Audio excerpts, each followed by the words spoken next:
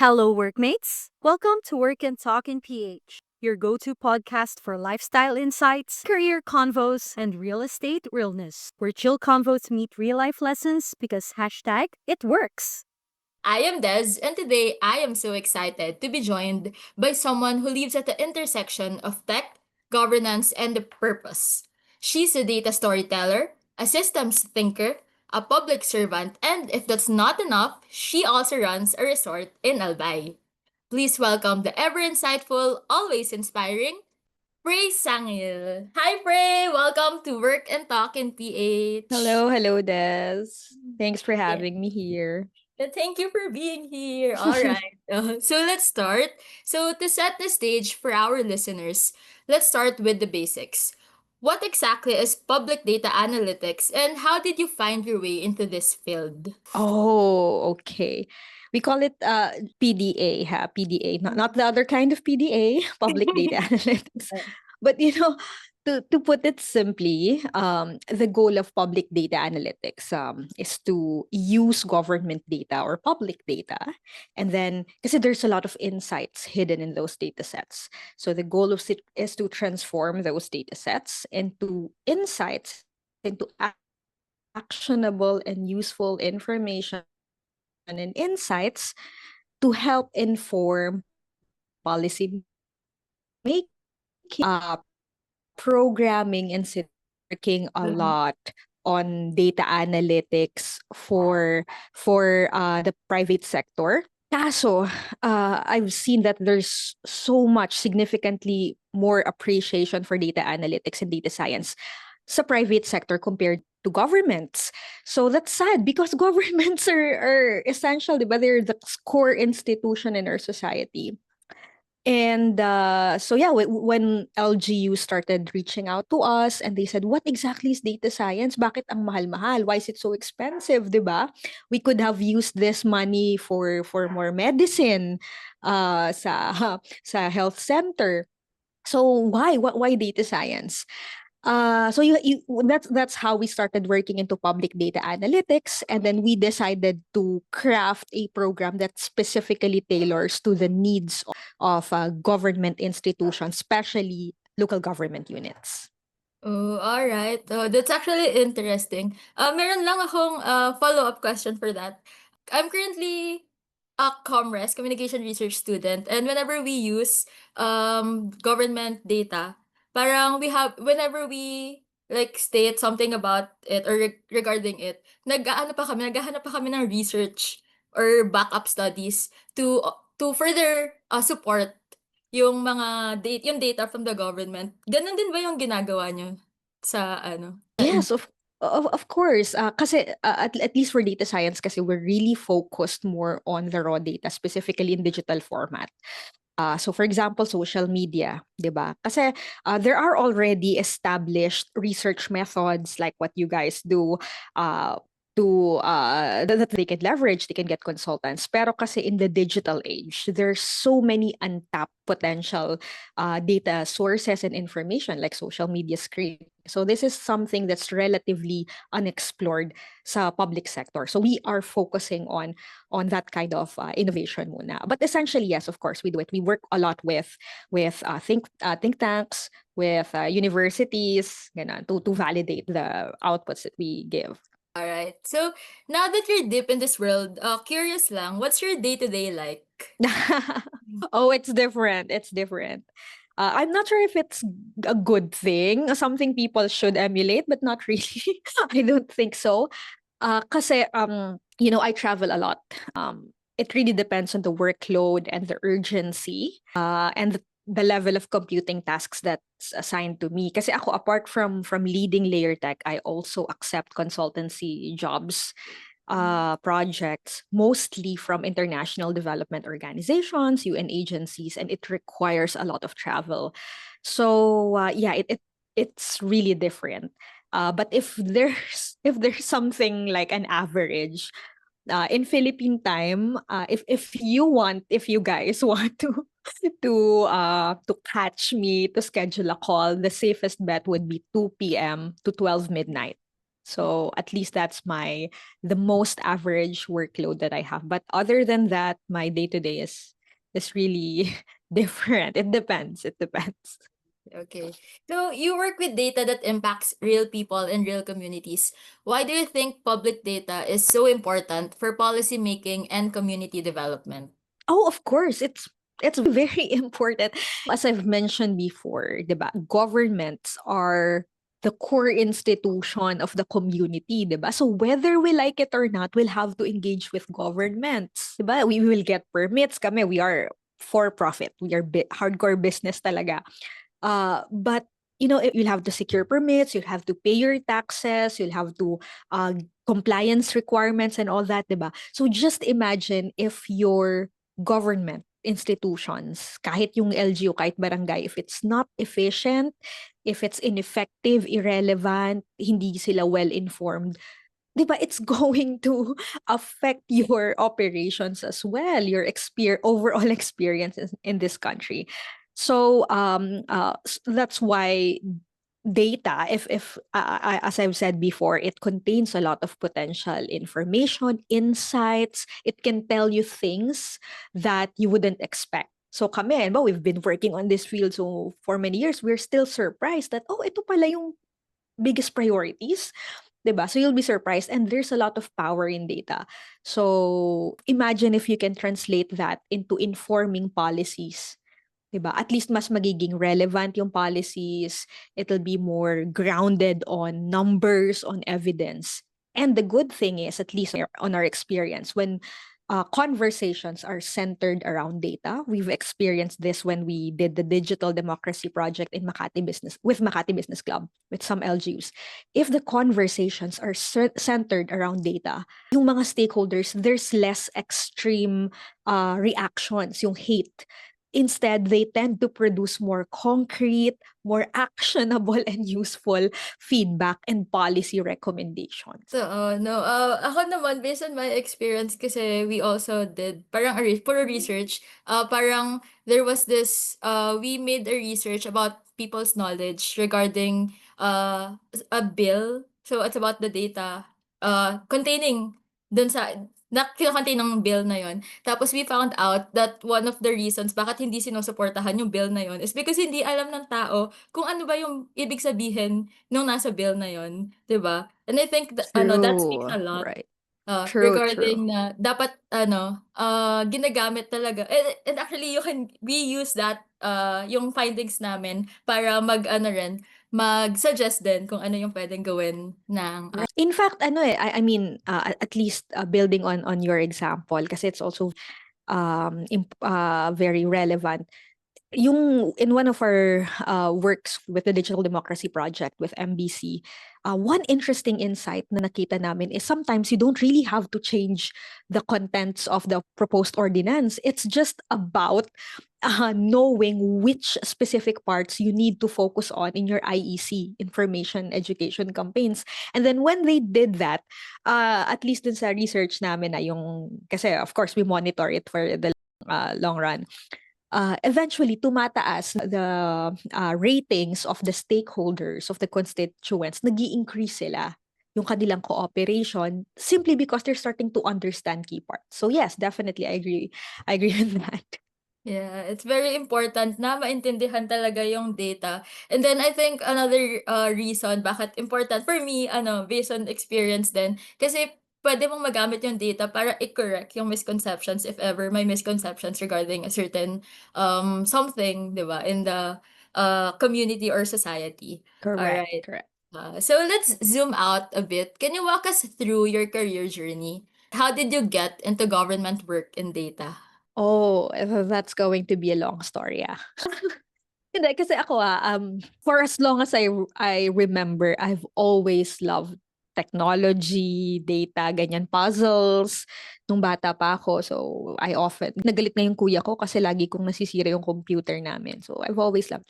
But I think my career, I would say, started really when I was in college. So back then, we go to college at 16 years old kasi wala pang K to 12. So I was from Bicol. And then I went to UP. Syempre, Manila, bago-bago. That was the first time I stayed out of my hometown for so long. And I was really struggling. My family is not rich. We are struggling as well. They're struggling to provide for my tuition. Pumipila ako sa yung STFAP. And then of course, it's not just tuition, 'di ba? You have to buy things for your school, for your assignments. So talagang ang hirap ng buhay. So I decided back then to do part-time work, to work as a ghost programmer. So a ghost programmer, essentially, I think it's still happening, you know. Essentially, you will work for companies. Back then, C++ patanda ko yun eh. Visual Basic, ganyan. Nagko-code, we're coding software, programs, etc. Websites for big companies. And then they pay us. Kung now as a corporation president, I would say it's essentially barya. But back then, for a struggling student, it was more than enough. So kahit sabihin nating lugi, and you're not allowed to claim it as yours kasi you're paid na. So it is someone else's name.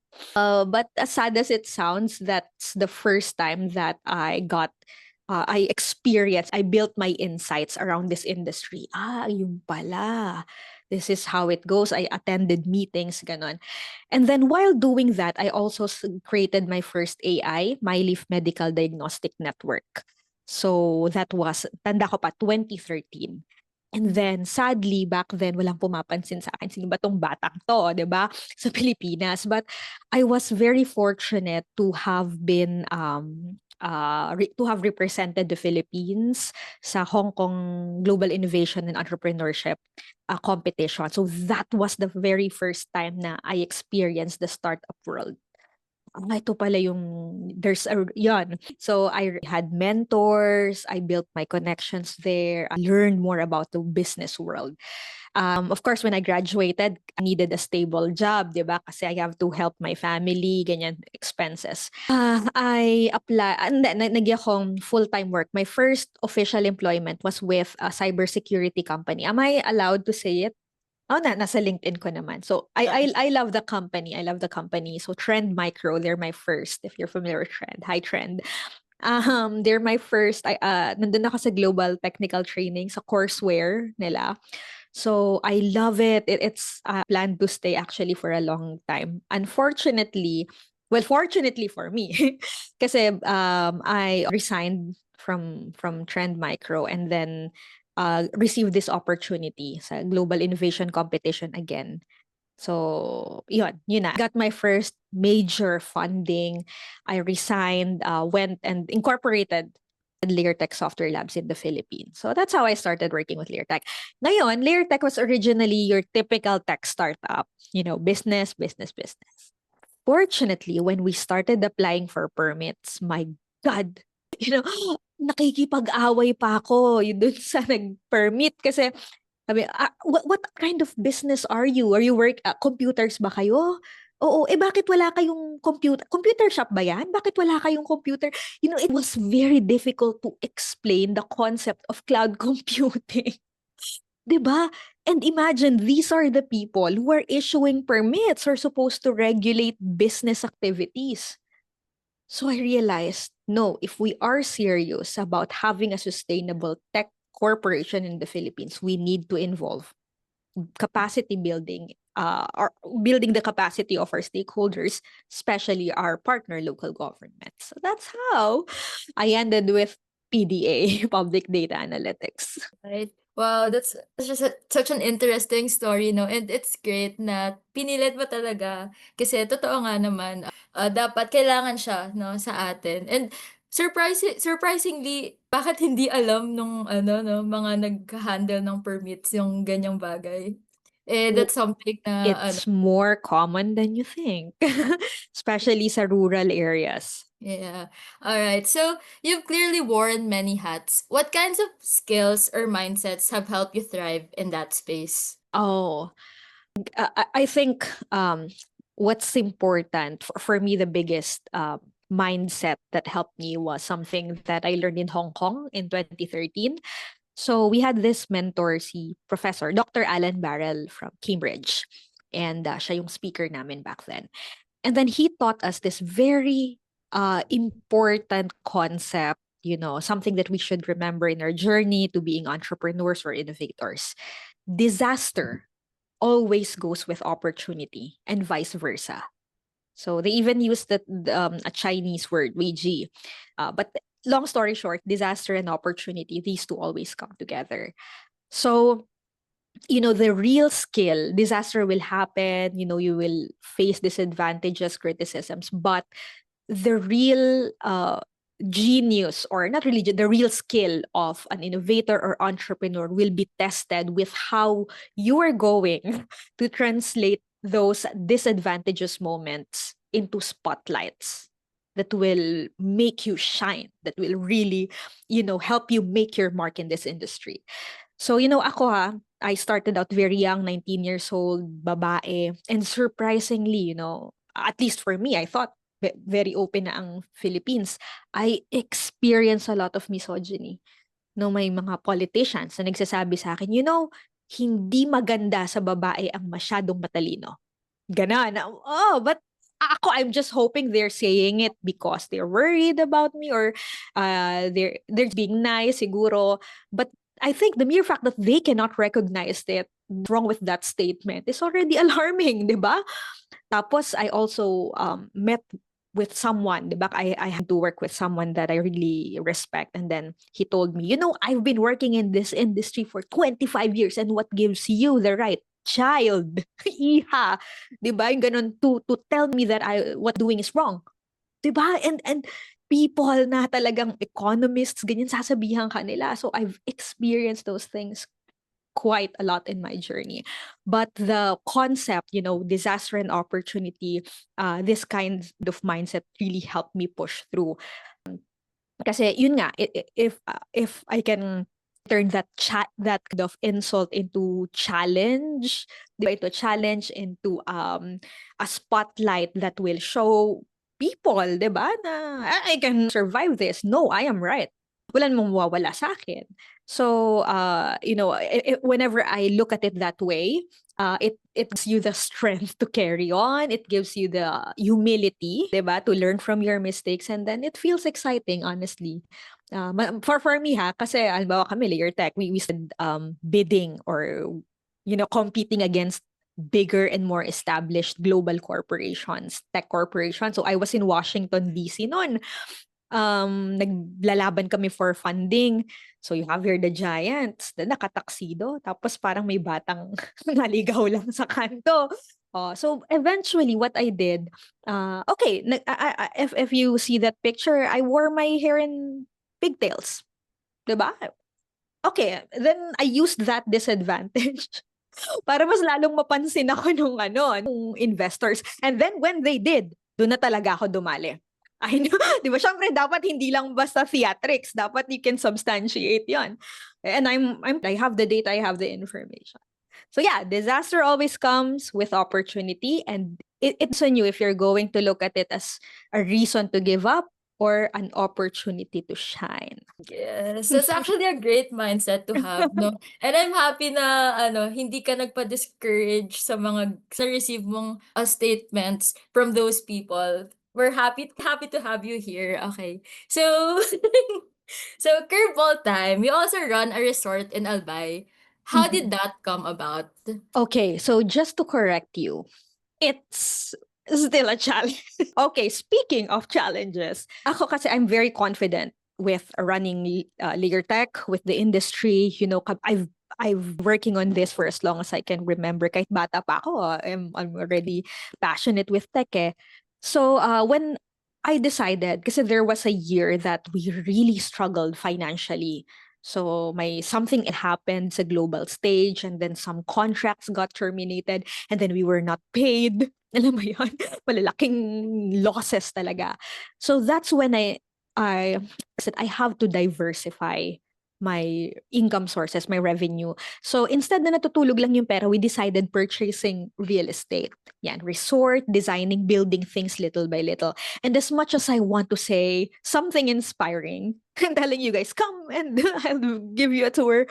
Unfortunately, it's an ongoing challenge pa rin kasi it's a completely different animal pala, yung real estate. 'Di ba? Kaya I was confident, but right now kasi even though things are getting better, so we are starting to acquire the titles, ganyan. May mga maayos naman na nakatayo. The training is you still have to train your staff, ganyan. So it's something completely new to me. So right now, even though it's still a challenge, we are getting there. And what worked for us is we hired people. We worked with people who are far more experienced in this field. So kaya that only then na naayos namin. Alam mo yung mga ayaw umalis sa mga lupa, ganyan mga issue. So it is an ongoing struggle, but we're getting there. I'm being hopeful. I've enlisted the help of people who are smarter than me in this field. So hopefully I can make an announcement na open na kami for business. Right. We'll wait for that announcement. Okay. So, I'm wondering, did your background in data and systems thinking help you with, managing that business or entrepreneurial side of yours? Of course. Everything is data kasi especially in this digital age. 'Di ba? Na the more you use technology, the more digital footprints you leave, the more you produce data and the more insights you can get from it. So I would say data is very applicable in almost any industry that you're into. It's like a crystal ball. So if you listen to one of my lectures, that's pambungad ko lagi yan. Think of it as a crystal ball, and to a certain extent, you can predict what's likely to happen, di ba? And if you can predict what's likely to happen, then you can accordingly prepare for it. You can make more smarter decisions. 'Di ba? Alam mo na ko may bangin dito. So we go there. We go here, 'di ba? So the chances of you having to endure losses is significantly smaller because you're prepared to it to a certain extent. So that's also what's happened, even though like real estate is something that is not my expertise.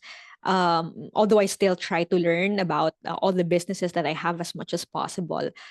Because I have data, kahit papano we can see the future, we know the kind of information that we need to use to succeed, alam namin who to talk to, 'di ba? Sino yung scam, sino yung hindi, sino yung talagang nagde-deliver ng results. So that's helping actually. So even if you're facing things, if you have the data and information with you, then it can help you make better decisions in life and in business. Right. So you're juggling both public service and entrepreneurship, two very different worlds. What have you learned from that experience? Yeah, okay. Probably some people would with me on this. And I would disagree with me on this 10 years ago. But right now kasi, I think these two are not so separate entities at all. So if you ask me, I see them as different. I don't do public service just because I'm nice. 'Di ba na? No, I do it because it's also the right thing to do. Diba? And the smart thing to do as a businesswoman. I've been to places in my work kasi in development. So I've been to na there's inequality, there's conflict. Di ko makalimutan. On one side, you see mansions, mga milyonaryo, bilyonaryo with all their heavily armored VIP guards. And then on the other hand, you see struggling people na desperate and very prone to be recruited in extremism and prone to crime. So imagine, if you're in that community, even if you're the richest person, if the community around you is like that, full of social inequality, di ba hindi rin maganda as a business wise? Your will you be able to trust your employees, di ba? Kasi mahirap. If tanggalin na natin yung moral aspect, if you're a smart entrepreneur and if you're really serious about having a sustainable business, a long-lasting business, then you will always take into account public service. You will ensure that what you're doing will not cause the community around you to aggravate, 'di ba, existing social inequalities. So for me, I think these two should be hand in hand. If we are the kind of business that is serious about sustainability, hindi lang basta fly by night ganon. Or unless of course you're the bad kind of business. No, but you're a legitimate business and you're really dreaming of sustainability, then you have to think of these two things as have to go side by hand in hand. Alright. So you've had such a unique journey. What are some of the biggest lessons you've learned from working with data for the public good naman? Okay, on a more positive note, no? Bakit na masyado na ba akong naging negative? Kasi what I've seen so far is that if we are to have let's go to the government again. Diba? The government is the central institution. We have to work with the government whether we like it or not. This is the kind of democracy that we signed up with. Nasa Pilipinas tayo because yan. Diba? We agreed to this kind of system. So I think what I've seen so far is that ICT and data and information, if used and positioned properly in society, it can help facilitate inclusion among stakeholders. So for example, if we really want to have services that are efficient, fast, transparent, responsive, if we really want to live in a community na livable with a workforce na magaling, people na matalino, na mabait, helpful, ganyan, a nice community, then we need inclusion. We need to empower people to participate and hold their governments accountable kung ano man yun. And ICT is a powerful tool to do that. So for example, yun nga, yung sa Cloud City project namin, and then yung sa digital democracy, yung sa MBC, hindi ko I'm always sharing it as an example kasi nakita ko talaga na when people are given the platform to participate properly, to monitor the service delivery of their governments, ang tendency is, medyo gumaganda rin kahit papaano. It's not perfect, but at least, may nakikita ka kahit papaano na little steps towards improvement. Yun, that's goal, ICT and data, especially in this digital age, it's very powerful. It's being weaponized. Big companies are using it, 'di ba? Pag magsha-shopping ka, 'di ba? Yung iniisip mo pa lang nandiyan na yung recommendation. So the chances of you paying, so it gives them more revenue. It's being used a lot by the private sector, whether you like it or not, 'di ba? For good or for evil. So I think it's really important that it's time for us to leverage this power for this good naman, for the community. Alright, that's so well said, no? Data with a soul and a purpose. Alright, so next naman, for young professionals who want to get into public data or policy work, what would you say to them? For young people who want to get into data, please Public do it. data. Please do it. As much as I want to keep all the clients to myself, 'di ba? Sayang.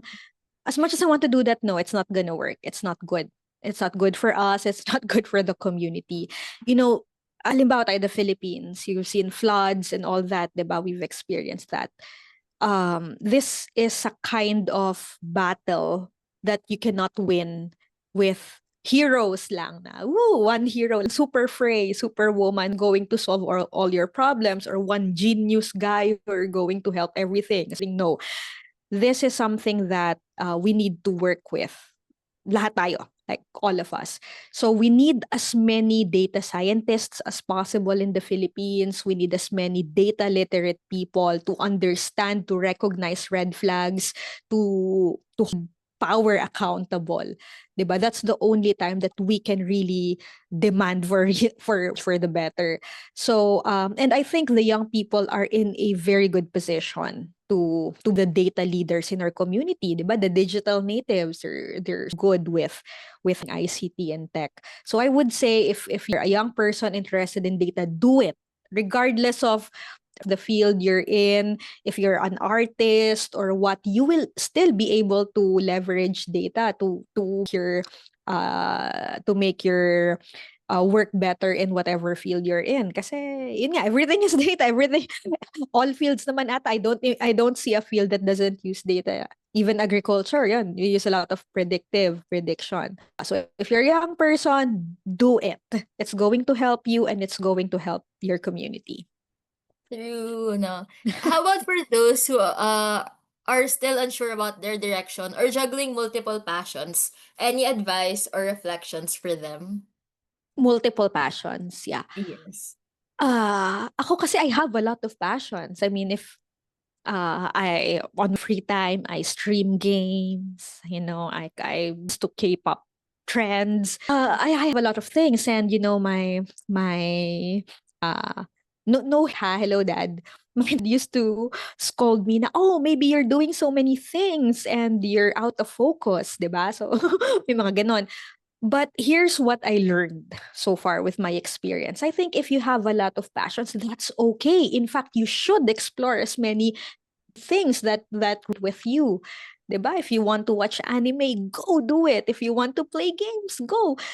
I think what's important is not really the number of passions you have, but how you make those connections. 'Di ba? Kasi I believe all of these things can be connected. And how you connect it will be your own unique mark in this industry. So if you like dancing and you like data science, try to find something that, a synergy, a connection. And it's going to be your own unique flair. That's how you innovate. That's how you build new things. That's how you come up with really creative things.